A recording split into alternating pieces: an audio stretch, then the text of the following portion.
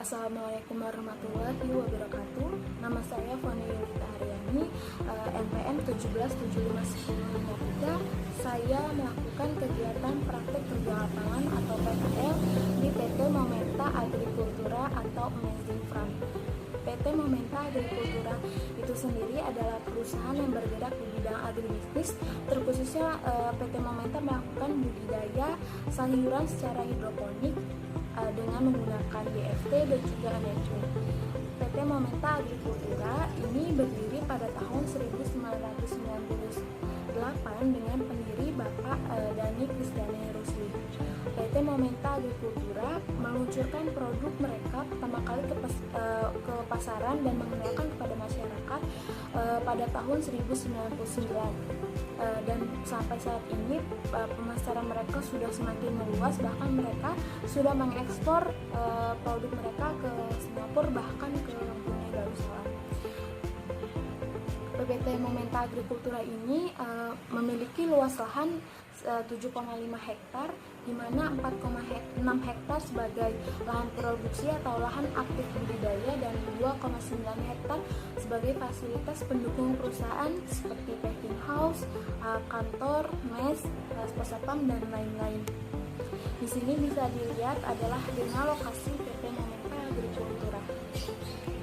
Kemudian di sini adalah struktur organisasi PT Momenta dari manajer kebun sampai dengan karyawan. Nah, di sini juga ada jumlah karyawan PT Momenta Agrikultura. PT Momenta memiliki 100 karyawan bulanan dan 40 karyawan harian lepas. Nah, di sini saya diamanahkan di bagian dan atau di bidang NFT atau budidaya sayuran secara hidroponik. Dan hal yang pertama kali saya dapatkan dan saya pelajari yaitu jenis tanaman budidaya NFT ini. Banyak sekali jenis tanaman budidaya di sana, tetapi saya hanya mempelajari sebagian besar mereka.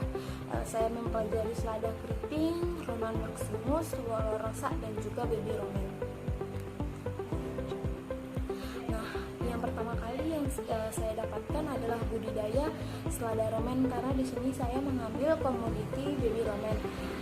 Untuk melakukan budidaya yang pertama kali menimbang benih Roman maximus, kemudian melakukan penyemaian dengan media pit moss, dan setelah disemai dimasukkan ke ruang gelap selama 2 hari untuk mengeluarkan kecambahnya, dan kemudian melakukan perawatan di N1 atau tahap 1 selama 19 hari. Mereka harus rutin melakukan penyiraman. Kemudian saat bibit usia 19 hari setelah semai akan dipindahkan ke N2 atau tahap 2, kemudian dirawat di N2 selama 11 hari. Nah, kemudian tahap 3 yaitu pemasaran sampai panen. Bibit N2 yang usianya 30 hari setelah semai, sebelum ditanam dipindahkan ke ruang produksi atau GH produksi. Sebelumnya GH tersebut akan dilakukan sanitasi gali untuk menghilangkan penyakit dan hama yang tertinggal dari tanaman sebelumnya. Nah, kemudian setelah ditanam akan dilakukan penyiraman.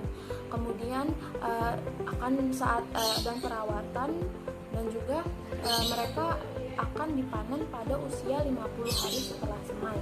Dan setelah dipanen juga akan dilakukan penataan dalam box, tidak bisa asal-asalan karena ini akan merusak sayuran itu sendiri, karena sayuran ini juga bersifat sangat rentan terhadap benturan.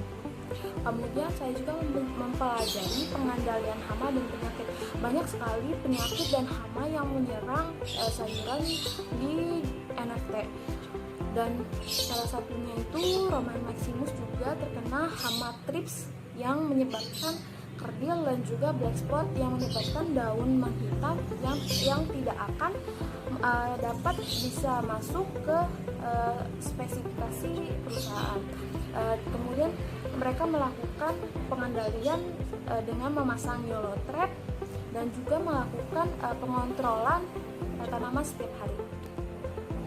Kemudian hal yang belum saya dapatkan atau hal yang belum saya capai yaitu pasca panen. Yang pertama, sortasi, ukuran, dan kecacatan. Sebelum mereka masuk packing house akan disortasi terlebih dahulu ukurannya yang standar masuk perusahaan. Kemudian setelah dilakukan sortasi akan dilakukan perompesan ini untuk merapikan daun yang rusak dan tua, dan kemudian ditimbang dengan berat 250 gram. Kemudian akan dikemas dengan ukuran 250 gram yang biasanya di dalam kemasan ini terdiri dari 1 sampai 4 batang pohon romen. Kemudian di sini juga saya mendapatkan data kecacatan sayuran romen dari 2017 sampai 2018. Banyak sekali kecacatan yang terdapat pada tanaman romen, banyak juga dikarenakan hama dan penyakit, bahkan juga dikarenakan SDM itu sendiri. Dan kemudian penyebab terjadinya kecacatan ini sumber daya manusia, mesin, metode yang dipakai, dan juga cuaca atau lingkungan di sekitar budidaya.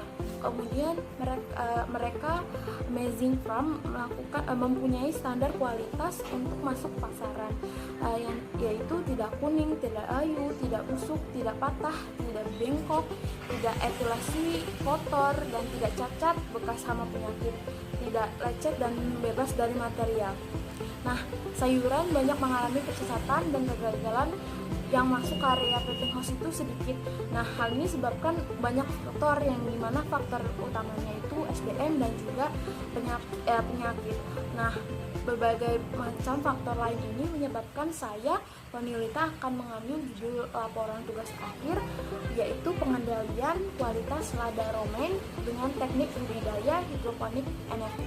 Tujuannya itu untuk mengidentifikasi penyebab terjadinya masalah penurunan standar kualitas pada selada romen dan mengidentifikasi upaya perbaikan kualitas sayuran selada romen.